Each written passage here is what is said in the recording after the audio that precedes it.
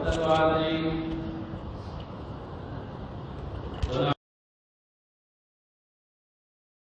ومن سيئات أعمالنا من يهده الله فلا مضل له ومن يضلله فلا هادي له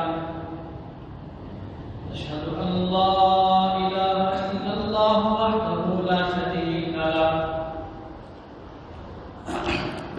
ونشهد أن سيدنا ومولانا محمدًا عبده ورسوله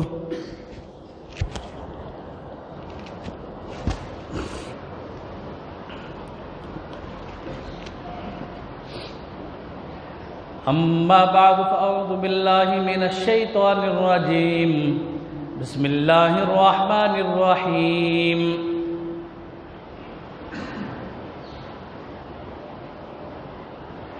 يا أيها الذين آمنوا اتقوا الله حق تقاته ولا تموتن إلا وأنتم مسلمون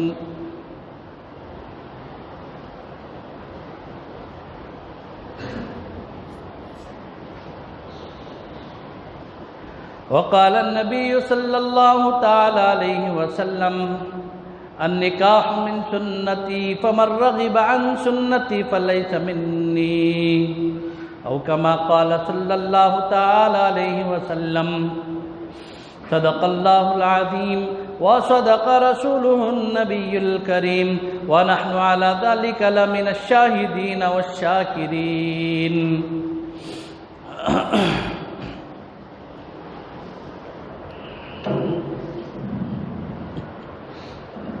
محترم حاضرین کرام، عزیز نوجوان دوستوں، بزرگوں،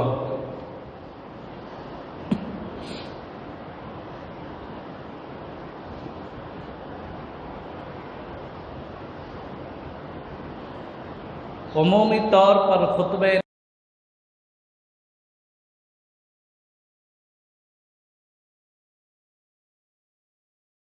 ہیں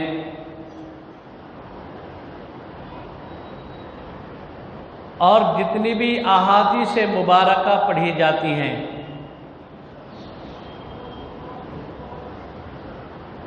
آج میں صرف ان کا ترجمہ بتا کر ایک قدر ہلکی سی تشریح بتا کر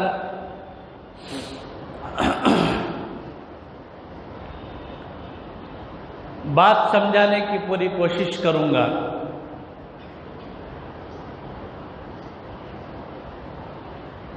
خطبہ نکاح میں پہلی جو آیت پڑھی جاتی ہے حمد و صلات کے بعد یا ایھا الناس اتقوا ربکم الذی خلقکم من نفس واحدہ، ایک آیت پڑھی جاتی ہے۔ اس آیت کے اندر اللہ تبارک و تعالیٰ نے پوری انسانیت کو ایک پیغام عطا فرمایا، اے انسانوں اللہ سے ڈرو، یہی ہماری زندگی کی بنیاد ہے۔ جس بندے کے دل میں اللہ کا ڈر اور خوف آ گیا وہ بندہ کامیاب ہو گیا، وہ دنیا میں بھی کامیاب اور آخرت میں بھی کامیاب ہے۔ اور جس کے دل میں ڈر نہیں آیا وہ دنیا میں جیسی چاہے زندگی، منمانی زندگی گزارے گا۔ ڈر اور خوف ایک ایسی چیز ہے انسان کو راہ شریعت پر پورے اعتدال کے ساتھ رکھتی ہے، اور جہاں انسان کے دل سے ڈر ختم ہوا اللہ کا، وہاں پر انسان جائز ناجائز حدود میں تمیز کیے بغیر پھلاندے لگاتا رہے گا۔ اور پوری آیت کے اندر ایک جملہ ہے وَبَثَّ مِنْهُمَا رِجَالًا كَثِيرًا وَنِسَاءً، دنیا کے اندر جتنی بھی مرد عورتیں پھیلی ہیں اللہ نے ایک ہی جان سے پھیلایا، حضرت آدم اور حضرت حوا کو دنیا کے اندر مبعوث فرمایا، حضرت آدم اور حوا کو سبب ظاہری کے طور پر دنیا کے اندر مبعوث فرما کر بھیج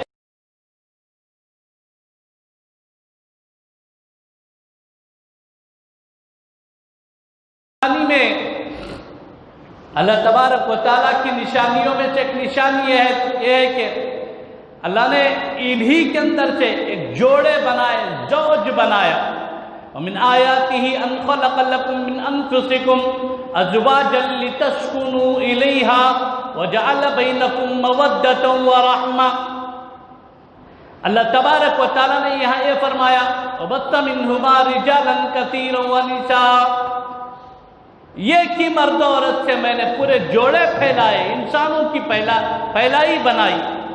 اور پھر انہی انسانوں میں سے ایک مرد ایک عورت کا جب رشتہ ہوتا ہے، انہی میں سے اللہ نے ایک زوج کو پیدا کیا، ایک جوڑ کو پیدا کیا۔ اس کی ایک بیوی ہوگی، کوئی عورت ہے تو اس کا ایک شوہر ہوگا، اللہ نے یہیں پر بنا دیا۔ وَجَعَلَ بَيْنَكُمْ مَوَدَّةً وَرَحْمَةً، اور پھر اللہ نے فرمایا کہ وَجَعَلَ بَيْنَكُمْ، اور ہم نے بنایا ان دونوں کے درمیان مَوَدَّةً وَرَحْمَةً، ان کو آپس میں مودت و محبت اور رحمت بنایا۔ اب اللہ نے جوڑے تو بنا دیے، یہ کی انسان سے نسل پھیلا دیے، پھر اس کے بعد اللہ نے سورہ نساء کی اس آیت میں فرمایا وَاتَّقُوا اللَّهَ الَّذِي، شروع میں بھی یہی لفظ تھا، یا ایھا الذین آمنوا اتقوا اللہ، ایمان والو اللہ سے ڈرو، یا ایھا الناس اتقوا ربکم الذی، اے انسانوں، پوری دنیا کے انسانوں سے خطاب، اے انسانوں اللہ سے ڈرو۔ پھر اللہ نے کہا کہ بث منہما رجالا کثیرا، پھر اللہ نے فرمایا زوج بنائے، ازواج بنائے، پھر اللہ نے ایک موقع پر فرمایا واتقوا اللہ الذی تساءلون بہ والارحام،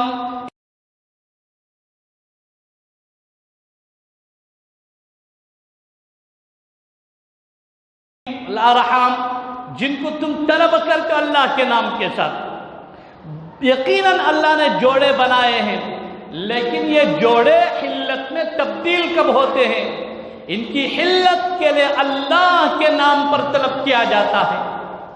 خطبہ نکاح پڑھنے کے بعد قاضی خطبہ پڑھانے والے یہی تو کہتے ہیں اللہ جل جلالہ و امنا والہ کے حکم کے مطابق، یعنی اللہ کا نام آ گیا، اور حضور نبی پاک صلی اللہ تعالی علیہ وسلم کی شریعت مطہرہ کے موافق یا مطابق دونوں لفظ استعمال ہوتے، گویا کہ غیر محرم جو حلال ہو کر آ رہے، یقیناً جوڑے اللہ نے بنائے، یہی تمہارے مقدر کی چیز ہے، لیکن تمہاری تقدیر میں جو چیز لکھی جا چکی ہے اسے تمہاری زوجیت اور تمہاری حلت کے لیے شرط ہے کہ تساءلون بہ والارحام، تم ان غیر محرم کو اللہ کے نام پر طلب کرو۔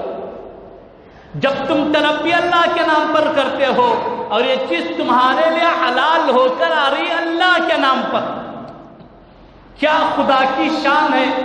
اللہ نے پوری انسانیت کو بنایا اور پوری انسانیت میں خلق بنایا، زوج بنائے، جوڑے بنائے، اور پھر اللہ نے ان جوڑوں کو اللہ نے طے بھی کر دیا، یہ تمہاری مقدر کی ہے، یہ تمہارے مقدر کا ہے۔ ایک عورت ہے تو اس کی تقدیر کا مرد، ایک مرد ہے تو اس کی تقدیر کی عورت، اس کی زوجہ، اگر زوجہ ہے تو اس کا شوہر، اللہ نے تقدیر میں اس کی طے کر دیا، لیکن تقدیر میں طے ہے باوجود ہے کہ طلب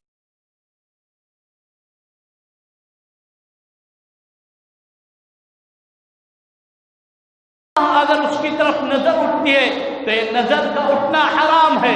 بے نکاح اگر اس کی طرف زبان چلتی ہے تو زبان کا چلنا حرام ہے۔ بے نکاح اس کی طرف کان چلتے ہیں تو کانوں سے سننا حرام ہے۔ بے نکاح اگر اس کے بارے میں سوچتے ہیں تو اس کا سوچنا حرام ہے، دیکھنا حرام ہے، بولنا حرام ہے، سننا حرام ہے، سوچنا حرام ہے، اس لیے کہ ابھی تک تم اللہ کے نام پر طلب نہیں کیے ہو۔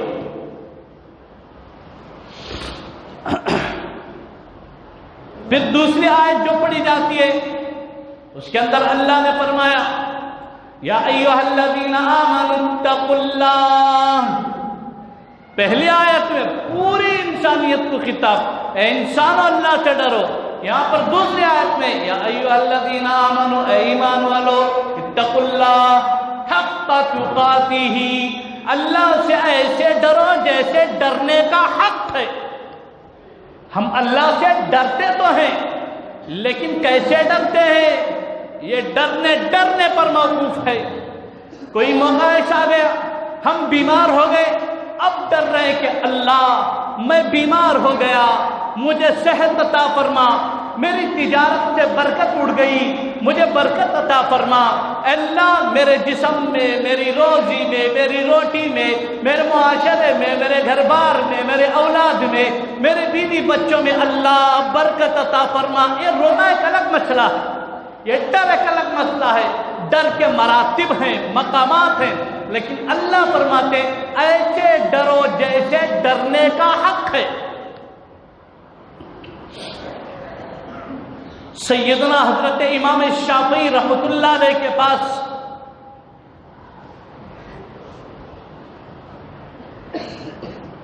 ایک بادشاہ کا دور تھا، محفل سجی ہوئی تھی. بادشاہ نے سوال کر دیا ہے کوئی جو جواب دے سکتا ہے میرے بارے میں، کوئی بتلائے کہ میں جنتی ہوں یا جہنمی ہوں. اب یہ فیصلہ اتنا آسان نہیں تھا. کون بتا سکتا ہے دنیا کے اندر کہ کون جنتی ہے کون جہنمی ہے؟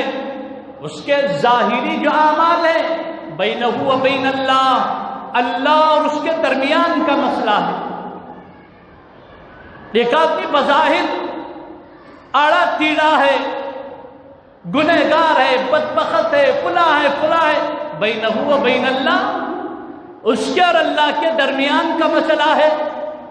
وہ کب توبہ کر لے، وہ کب راتوں میں اٹھ جائے، وہ کب اللہ کو منا لے، کون جانے.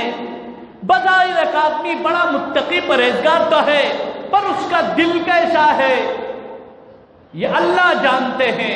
اسی کہتے ہیں بینہ و بین اللہ. حضرت امام شافعی رحمۃ اللہ علیہ نے جب سوال کیا، مجمع میں بڑے بڑے علماء تھے، راسخ بالعلم پہنچے ہوئے تھے. حضرت امام شافعی رحمۃ اللہ علیہ کی عمر بھی چھوٹی تھی. حضرت امام شافعی نے فرمایا بادشاہ سلامت، آپ کا سوال ہے کہ میں جنتی ہوں یا جہنمی ہوں، اس کا جواب آپ کو میں دے.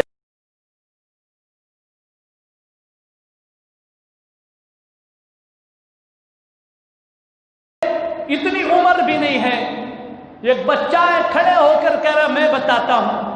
کہا کہ بادشاہ سلامت ایک شرط ہے، آپ نیچے اتر کر آئیے، جہاں میں بیٹھا ہوں آپ بیٹھ جائیے، اور جہاں آپ بیٹھے وہاں میں بیٹھ جاتا ہوں. اب مسئلہ یہ تھا کہ بادشاہ کو سوال کا جواب ہونا تھا، اور بڑے بڑے راسخ فی العلم بیٹھے ہوئے تھے، اور کوئی فیصلہ نہیں کر سکتا تھا. تھا بھی ایسا مشکل مسئلہ ہے. حضرت امام شافعی رحمۃ اللہ علیہ نے فرمایا کہ بادشاہ سلامت، یہ ایک ایسا مقام ہے،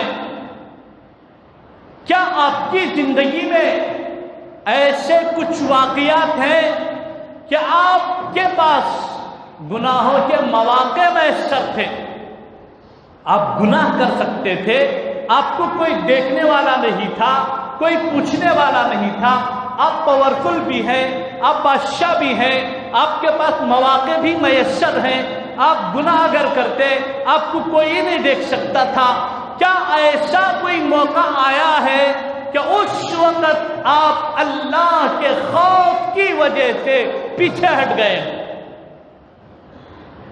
بادشاہ نے کہا کہ ہاں، ایک دو مواقع ایسے آئے ہیں کہ گناہوں کے مواقع میسر تھے، لیکن میں اللہ کے خوف کی وجہ سے اس وقت میں قدم پیچھے ہٹا لیا، میں گناہ کرنے سے پیچھے ہٹ گیا تھا. میرے اور اس گناہ کے درمیان صرف اور صرف اللہ کا خوف حائل تھا، دوسری کوئی چیز نہیں تھی.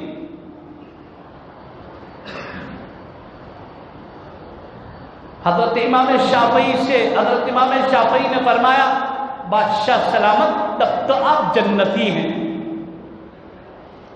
علماء بیٹھے ہوئے تھے، کیا آپ نے کیسے فرما دیا کہ دنیا ہے، دنیا میں کسی کے لیے جنتی اور جہنمی ہونے کا فیصلہ کرنا اتنا آسان تھوڑی، آپ نے کیسے بتا دیا؟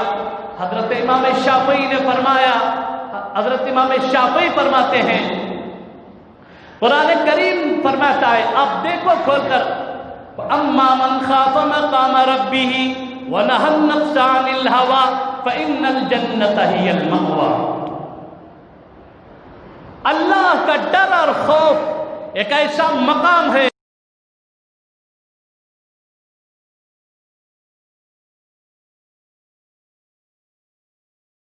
حائلوں، اس کے درمیان اللہ کا ڈر اور خوف ہے۔ بادشاہ کے نزدیک ایسے مواقع تھے، قرآن کہتا ہے وَنَهَى النَّفْسَ عَنِ الْهَوَىٰ فَإِنَّ الْجَنَّةَ هِيَ الْمَأْوَىٰ، یہ میں نے کہتا، اللہ کلام کہتا ہے۔ علماء دنگ رہ گئے، اش کرتے رہ گئے۔ اسی کو قرآن نے کہا یا ایھا الذین آمنوا اتقوا اللہ حق تقاتہ، اے ایمان والو اللہ سے ڈرو، ڈرتے تو ہو بھائی، کون کہتا ہے کہ نہیں ڈرتے؟ ایسے ڈرو جیسے ڈرنا چاہیے، ڈرتے تو ہیں۔ کون ایسا ہے؟ گنہگار سے گنہگار، فاسق سے فاسق، فاجر سے فاجر بھی اللہ سے ضرور ڈرتا ہے، لیکن اللہ کا مطلوب کیا ہے، مقصود کیا ہے؟ ایسے ڈرو جیسے ڈرنے کا حق ہے۔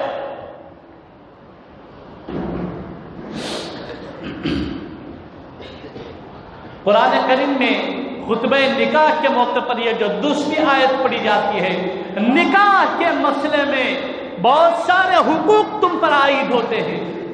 جب تم میاں بیوی کے بندھن میں بندھے جا رہے ہو، جب تم ایک دوسرے کے حق میں رشتہ زوجیت میں بندھنے جا رہے ہو، تو لوگوں، اے ایمان والو، یا ایھا الذین آمنوا اتقوا اللہ حق تقاتہ، اب تم رشتہ زواج میں بندھ رہے ہو، پھر تمہاری اولاد بھی ہوگی، تمہارے معاشرہ بھی ہوگا، تمہارے سر پر والدین کی ذمہ داری بھی ہوگی، تمہارے حق میں بھائی بہن بھی ہوں گے۔ اس وقت تم فیصلے ایسے کرو اللہ سے ڈرتے ہوئے، اور اللہ سے ایسے ڈرو جیسے ڈرنے کا حق ہے۔ وَلَا تَمُوتُنَّ إِلَّا وَأَنْتُمْ مُسْلِمُونَ، اب تم ہرگز نہ مرو اس وقت تک اللہ ہے کہ تم مسلمان اور فرما بردار ہو۔ اور پھر تیسری جو آیت پڑھی جاتی ہے وہ کیا ہے؟ وہ یہی ہے کہ دیکھو کیا بنیادی اصول ہے، یا ایھا الذین آمنوا اتقوا اللہ۔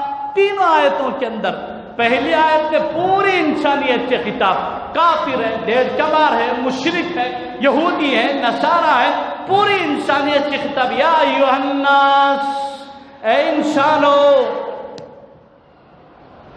یہ جو لفظ ہے نا، حنوف کی کتابوں میں بھی ہے، وحدانیت کا جو لفظ ہے، یہ حنوف کی اہل حنوف کی کتابوں میں بھی یہ بات لکھی ہوئی۔ تو یہی پر پہلا مسئلہ، اے انسانو، یعنی اللہ نے پوری انسانیت سے فرمایا، اور دوسرے دو مقامات پر ایمان والوں کو خاص کر کے فرمایا، یا ایھا الذین آمنوا اتقوا اللہ وقولوا قولا سدیدا۔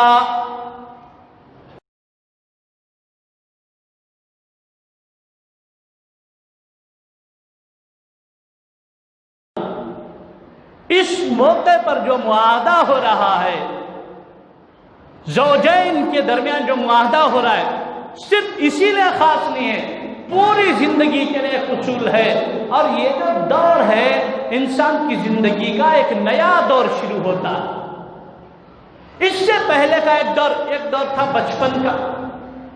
اب بچپن تو مرفوع القلم ہے، نہ اس کے نیکیاں لکھی جاتی ہیں، نہ ان کی شرارتیں لکھی جاتی ہیں، نہ ان کے حسنات سیئات نہیں، وہ تو ایک الگ مسئلہ ہے۔ لیکن بلوغیت کے بعد سے جوانی تک کا جو دور ہے، یہاں کوتاہیاں ہوتی ہیں، ان کوتاہیوں کو لکھا جاتا ہے، یہاں گناہ ہوتے ہیں، نامہ اعمال میں رجسٹرڈ میں لکھا جاتا ہے۔ اب یہ جو دور ہے، جوانی میں قدم رکھ کر ازدواج کی زندگی کا جو دور شروع ہوتا ہے، اس دور کے اندر فرمایا یا ایھا الذین آمنوا اتقوا اللہ وقولوا قولا سدیدا، ایمان والو صحیح بولو، سیدھا سیدھا، تجارت میں سیدھے رہو، معاملات میں سیدھے رہو، معاشرات میں سیدھے رہو، اپنے اعمال کی اصلاح کرو، اپنے کردار کی اصلاح کرو۔ دو تین باتیں بتانے کے بعد اللہ نے آگے فرمایا فَقَدْ فَازَ فَوْزًا عَظِيمًا، اگر یہ سب ہوتا ہے تمہاری زندگیوں میں تم بہت بڑی کامیابی پا لیتے ہو، ایک بڑی کامیابی ہے تمہارے پاس۔ یہ قرآن کی جو آیات ہیں یہ ترجمہ ایک مختصر تشریح،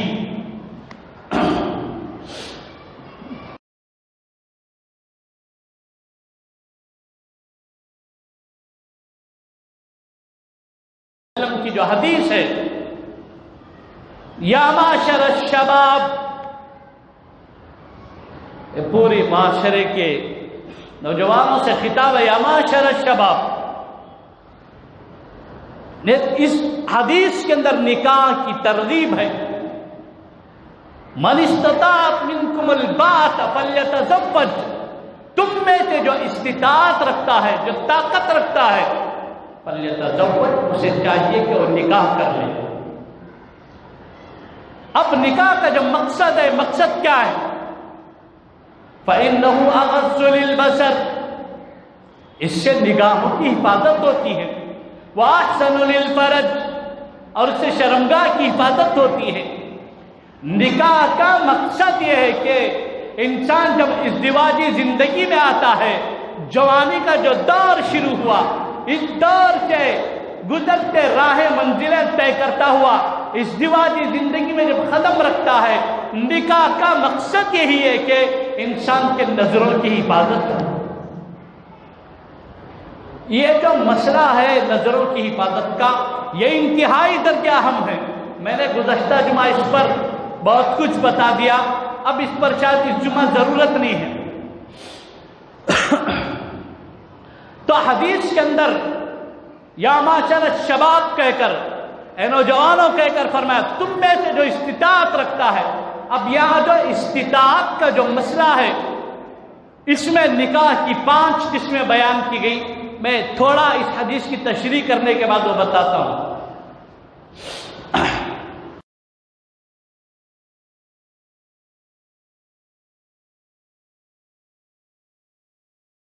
بتائیے ہم میں سے کتنے ایسے افراد ہیں ہمارے نکاح بھی ہو گئے، بیوی بچے بھی ہیں، 4 5 اولادیں ہیں، ہماری عمریں بلکہ 40 سے تجاوز کر گئی، 50 سے تجاوز کر گئی۔ میں معذرت کے ساتھ یہ جملہ کہنا چاہتا ہوں، کیا ہماری نظروں کی حفاظت ہو رہی ہے؟ شریعت کی جو منشا ہے، اسلام کو جو منشور ہے، نکاح کے ذریعے سے جو مقصود ہے، کیا یہ مقصود پورا ہو رہا ہے؟ نکاح کا مقصود یہ ہے کہ ہماری نظروں کی حفاظت ہو، لیکن نوجوان تو نوجوان، نکاح بھی ہو گئے، اولاد بھی ہو گئی، اب ایسی عمر ہے آدھے ہم قبر کے گڑھے میں چلے گئے، اب بھی ہماری نظروں کی حفاظت نہیں ہو پاتی، پھر فائدہ کیا ہوا اس کا؟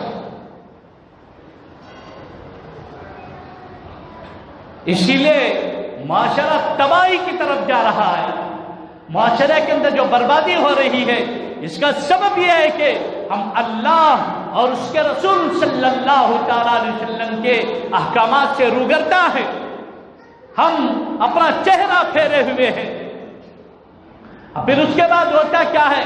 میں نے گزشتہ جمعہ بات بتائی تھی، زنا کی پہلی سیڑھی بدنظری ہے۔ انسان ایسے زنا تک نہیں پہنچ جاتا، شروعات ہوتی ہے نظروں سے، فرج یا تو اس کی تصدیق کرتی ہے یا تو اس کی تکذیب کرتی ہے۔ اللہ جسے بچا دیا وہ بچ گیا، پھر جو نہیں بچا، جو شیطان کے نرغے میں آ گیا، شیطان کے وساوس میں آ گیا، تو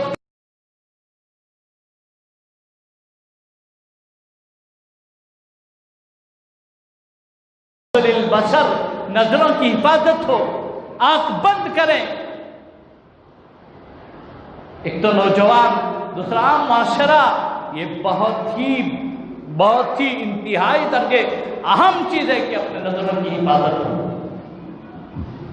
بلکہ اس سے قلب کے اندر جو نورانیت رہتی ہے، اللہ بد نظری کی وجہ سے یہ نورانیت سلب کر لیتے ہیں، چھین لیتے ہیں. جنید بغدادی، بایزید بستامی جیسے لوگ بد نظری کے سلسلے میں فرماتے ہیں کہ 100 سال کی عبادت کے بعد انسان کے دل میں جو نور جمع ہوا ہے، اللہ کی تجلیات اور اللہ کے انوارات جو بندے کے قلب پر ہوتے ہیں، ایک بد نظری سے وہ چیز سلب ہو جاتی ہے. اور یہاں صبح سے شام تک ہماری نظریں خطا کرتے ہیں. ہمارے موبائل کھولو، یوٹیوب کھولو، غیر محرم عورتیں، فیس بک کھولو، غیر محرم عورتیں، ٹویٹر کھولو، غیر محرم عورتیں، واٹس ایپ چلاؤ، اس کے اندر گندی فوٹوز. ہمارا جو مزاج ہے، ہم دلدل میں پھنس چکے ہیں. ہم کیچڑ میں جا کر گھس کر بیٹھ گئے. اس کیچڑ سے، اس دلدل سے نکلنے کی بہت اشد ضرورت ہے ہم لوگوں کو. اسی لیے معاشرے کو پاک کرنے کے لیے اللہ کے نبی نے فرمایا، یا معاشر الشباب، اے نوجوانوں، تم میں سے جو استطاعت رکھتا ہے وہ نکاح کر لو.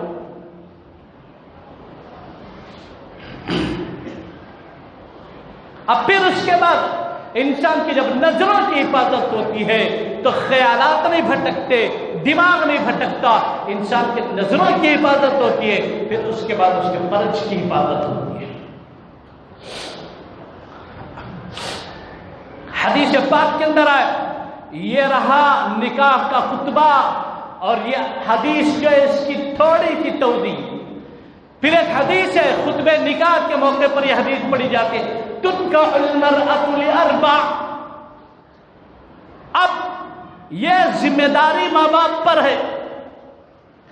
یہ تو جو نوجوان ہیں ان پر بھی ہے، اور بچے جب بھٹکتے ہیں، ان کے قدم جب پھسلتے ہیں تو ان کے قدموں کو سنبھالنا، ان کے پھسلنے والے قدموں کو مضبوطی سے روکنا، تھامنا، یہ والدین کی ذمہ داری میں ہوتا ہے. حدیث میں آیا، تنکح المرأة لأربع. اب نکاح کرنا چاہ رہے ہو تو اب سلیکٹ کرو، اب ڈھونڈو، تلاش کرو. کیسی عورتیں؟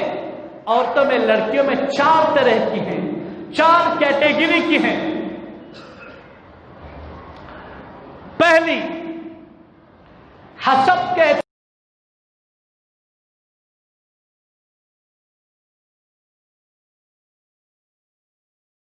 اعتبار سے بٹے ہوئے ہیں. ہماری جو سوچنے کی کیپیسٹی، تو ہماری کیپیسٹی 4 چیزوں کے اندر گھومتے تھے. کون کی تلاش کرتے؟ اچھے خاندان کی رہنا، اس کا گھرانہ اچھا رہنا، اس کا خاندان اچھا رہنا. یہ ایک کیٹیگری ہے. اسے کہتے ہیں حسبیہا ولنسبیہا. حسب و نسب تلاش کرتے ہیں، ایک کیٹیگری ہے. وَلِجَمَالِهَا، دوسرا طبقہ کیا کہتا ہے؟ خوبصورت رہنا. چلتے رہے تو اجالا پڑنا، اتی خوبصورت رہنا. اللہ کے نبی علیہ السلام نے یہ جو مرض ہے اسے اسی وقت نشاندہی فرما دی. بعض لوگ حسب کو تلاش کرتے ہیں، بعض لوگ نسب کو تلاش کرتے ہیں.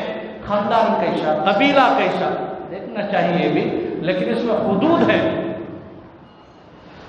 پھر اس کے بعد اس کا نسب کیسے؟ 2 طبقے ہوئے.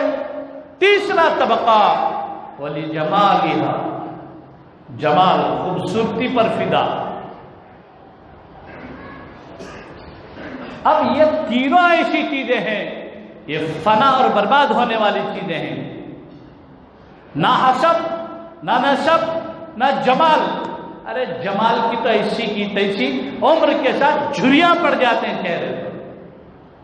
کل تک جو خوبصورت مہارانی تھی، 1-2 اولاد ہوئی، اس کے چہرے پر جھریاں پڑ گئی. نہ عادات دیکھے، نہ اخلاق دیکھے، نہ زبان کی تیزی اور تراری دیکھے ہم لوگ. ایک طبقہ، بڑا طبقہ اس طرح کے بالکل جمال پر فدا. یہ بھی ضائع ہونے والی چیز ہے. وقت کے ساتھ حسن و جمال بھی ڈھل جاتا ہے۔ چوتھی کیٹیگری جو بتائی وہ ہے کہ وَلِدِينِهَا، عورت کا انتخاب کی بنیاد کیا ہونا چاہیے؟ دینداری کی بنیاد پر ہونا چاہیے۔ انہیں قرآن پڑھ رہے کیا نہیں، انہیں نماز پڑھنے والی ہے یا نہیں، اس کے اندر پابندی ہے یا نہیں، انہیں با حیا کے بے حیا، نماز کی پابندی ہے یا نہیں ہے، قرآن پڑھنے کی پابندی ہے نہیں ہے، جس لڑکی کا انتخاب کر رہے ہیں کیوں، حدیث کے اندر کیوں کا، یہ جو چوتھی قسم بیان کی گئی، اس کے بعد اللہ کے نبی علیہ السلام نے فرمایا فَاظْفَرْ بِذَاتِ الدِّينِ تَرِبَتْ يَدَاكَ، تیری ناک خال کا دودھ ہو۔ کامیاب ہو گیا وہ شخص جس نے چوتھی کا انتخاب کیا۔ تین چار چیزیں بیان کی، حسب، نسب، جمال، چوتھی چیز جو بیان کی گئی وہ دین ہے۔ لڑکیوں کا انتخاب دینداری کی بنیاد پر ہونا چاہیے۔ ہماری شادی محلوں کا ماحول دیکھو، اب تو ماشاءاللہ ایک دور ایسا گزریا شادی محلہ میں عورت کے سر پر تو ورلڈ لیگ پھرتے تھے، کب 10-12 سال پہلے کا قصہ، بے پردہ، کم از کم سر پر پلو رہتا تھا، سر پر اوڑھنی رہتی تھی۔ دور گزریا، آج کے اس دور کے اندر اگر کسی کو برا لگے، میں معافی چاہتے ہوئے معاشرے کے اندر جو چیزیں ہیں اس کی اصلاح، اس پر توجہ میں علماء ہی کی ذمہ داری ہے، ہم نہیں بتاتے، اللہ کے ہم پکڑے جاتے۔ اور آج کا جو ماحول ہے، یہ جو حدیث میں دینداری کا جو مسئلہ ہے، میں اسے رکھ کر بتا رہا ہوں۔ ایک دور ہوتا کہ کم از کم سر پر پلو رہتا تھا۔ حضرت امی خدیجہ رضی اللہ تعالیٰ عنہ کے سلسلے میں آتا ہے، حضور کے پاس آ کر فرماتی رسول اللہ تمہارے پاس جو فرشتے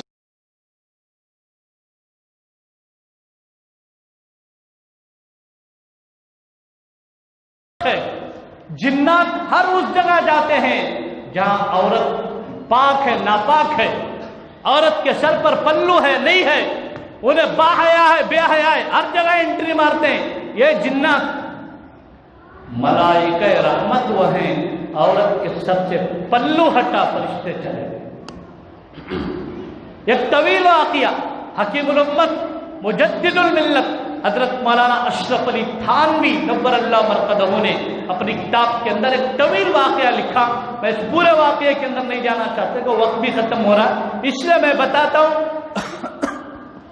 پورے واقعہ کے بعد حضرت خدیجہ نے جو ٹیسٹ لی اس کے اندر یہی تھا کہ سر سے پلو ہٹے گا وہی لانے والا فرشتہ محمد رسول اللہ صلی اللہ تعالی علیہ وسلم کے گھر میں داخل نہیں ہوگا۔ جبریل نہیں آتے، حضور فرماتے جبریل کیوں گھر کے اندر نہیں آتے؟ جبریل کہتے ہیں آقا عورت کے سر پر پلو نہیں ہے، جس عورت کے سر پر پلو نہیں وہ فرشتے نہیں آتے۔ ایک دور تو تھا ہمارے گھروں کی شادیوں کے اندر سر پر کم از کم پلو ہوتا تھا، آج کھلے بال، ریشیپ، آدھے سینے پر پلو، کھلے بال چھوڑ کر محرم غیر محرم مردوں کے درمیان اس طرح گھومنے اور پھرنے کا جو مزاج ہے، آپ بتائیے ایسے معاشرے پر اگر اللہ کی لعنت نہیں ہوگی تو پھر کیا ہوگا؟ کیا ہم نبی کو تکلیف نہیں دے رہے؟ جس پیغمبر نے، جس نبی نے اس امت کی بیٹی کے سر پر دوپٹہ رکھا، اس امت کے مردوں کے چہرے پر داڑھی دی، ان کو صالحانہ لباس عطا فرمایا، آج ہم نے نبی کی شان و شوکت کی دھجیاں اڑا دی۔ کیا کیا ہم نے آقا کی شریعت کے ساتھ؟ کیا ہم نے کھلواڑ نہیں کیا ہے؟ ہمارے معاشرے کی شادیاں ڈھیڑ چماروں کی شادیوں سے بھی گرے ہوئے بدتر ہو رہے ہیں۔ ایک مسلمان کی عورت جس کے سر کے پلو ہٹ رہا ہے اور محرم اور غیر محرم کی تمیز کے بغیر گھومتے پھر رہی ہے، آپ بتائیے اس نکاح کے اندر کیا اللہ کے نبی کی دعا شامل؟ وقت کا باعزید بستامی، وقت کا شیخ عبد القادر جیلانی، وقت کا خواجہ معین الدین چشتی،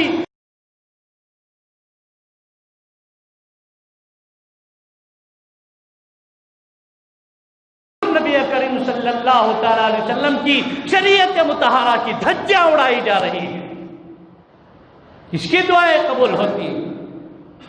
ہم علماء تو کیا، میں کہہ رہا ہوں یہ بات پورے دعوے سے میں کہہ سکتا ہوں، ایسے مقدس ہستیاں بھی اٹھ کر آ کر قبر سے دعا کر دے نہیں ہوتی، اس لیے کہ ہم نے ننگا ناچ بنا کے رکھا۔ کس کا طریقہ تھا جو ہم نے اپنایا، کس کے طور طریقے ہیں ہم نے اپنایا ہے؟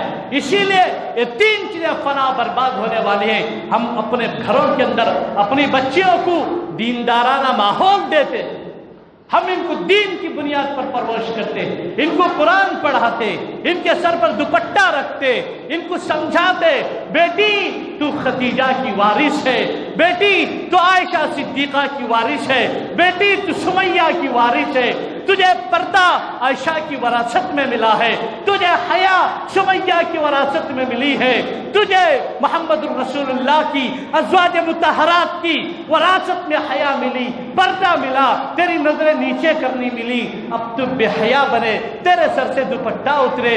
کیا قبر کے اندر امی عائشہ کو دکھ نہیں ہو رہا ہے؟ کیا حضرت خدیجہ کو دکھ نہیں ہو رہا ہے؟ حضرت نبی کریم صلی اللہ تعالی علیہ وسلم کے دندان مبارک شہید ہوئے، حضرت عائشہ نے اپنے آنکھوں سے دیکھا، کیا دکھ نہیں جھیلے، کیا پریشانیاں نہیں جھیلی، ان سب تکالیف کو جھیلا، اور امت کے اندر ٹوپی دی، امامہ دیا، داڑھی دی، صالحانہ لباس دیا، عورتوں کے سر پر دوپٹے دیے، لیکن ہم نے سب کچھ غائب کر دیا۔ ہم آنکھ اٹھا کے کہہ رہے اللہ برکت عطا فرما، اللہ نکاح میں برکت دے۔ کون سی برکت آئے گی صاحب؟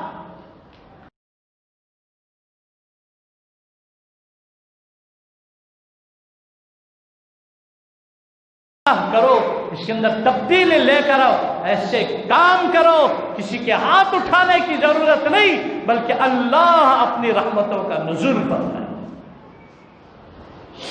کیوں؟ پہلے گھروں کے سامنے شادیاں نہیں ہوتی تھی، کیا ہوتا تھا؟ پردے کے اندر رہ کر ساری مستورات ایک گھر کے اندر جمع ہیں، سارے مرد حضرات باہر ہیں، کیا نکاح نہیں ہوتا تھا؟ معاشرہ پاک نہیں تھا، نظریں نہیں ملتی تھی، حیا کا ماحول تھا، گھروں کے اندر برکت تھی، چھوٹی کمائی، خوشحالی، برکت، سکون کہاں چلا گیا؟ یہ سب ہماری کرتوتوں کی وجہ سے ہو رہا ہے۔ ظہر الفساد فی البر والبحر بما کسبت ایدی الناس، ہم نے جو بربادی مچا رکھی ہے یہی لوٹ کر آ رہا ہے ہمارے اوپر۔ معاشرے کا ہر فرد پریشان۔ اب یہ جو مسئلہ ہے وَلِدِينِهَا، دینداری کی بنیاد پر لڑکیوں کو تلاش کرو۔ اب معاشرے کے اندر دیکھو، جو بنیاد ہے یہ بنیاد پر تلاش کرنا ہوتا، یہاں سے تربیت ہونا، گھروں سے تربیت ہوئی تو بنیاد، تربیت نہیں 1000 میں کام کی ایک، اب مجبوریاں بھی ایسی آنکھ بند کر کو قبول کر۔ دیکھو ایک بات، میاں بیوی کے جھگڑوں کا سبب حدیث کے اندر آتا ہے تزوج الودود الولود، تم ایسی لڑکی کا انتخاب کرو نکاح کے لیے جو محبت کرنے والی ہو، اپنے شوہر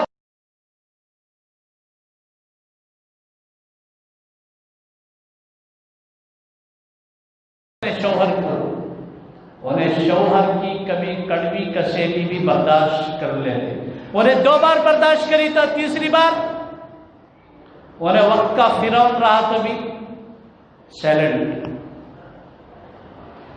اس کی زبان چلتے اس کا ہاتھ چلتا، مسئلہ دارالسدا کو آتا۔ بائیکوں کی زبان نہیں چلنا، بائیکوں کی زبان نہیں چلی تو آدمی کا ہاتھ بھی نہیں چلتا۔ زندگی کا فلسفہ ایک،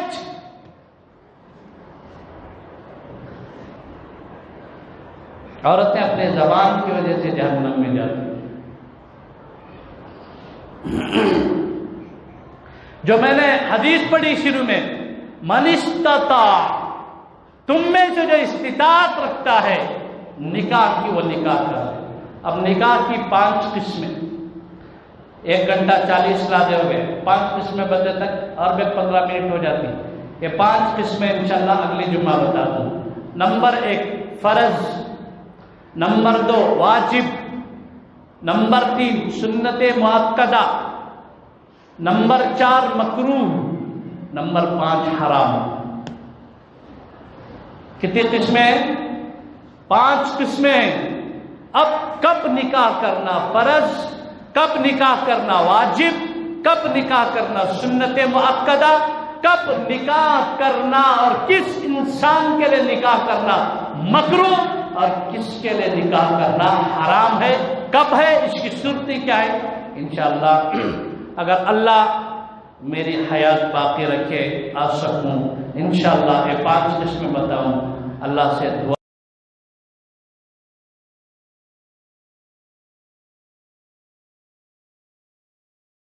ہدایت عطا فرمائے، اللہ اس معاشرے کی اصلاح فرمائے، اس معاشرے کو اللہ اپنے حبیب کے طرز پر حضور کی زندگی کے مطابق گزارنے کی توفیق عطا فرمائے.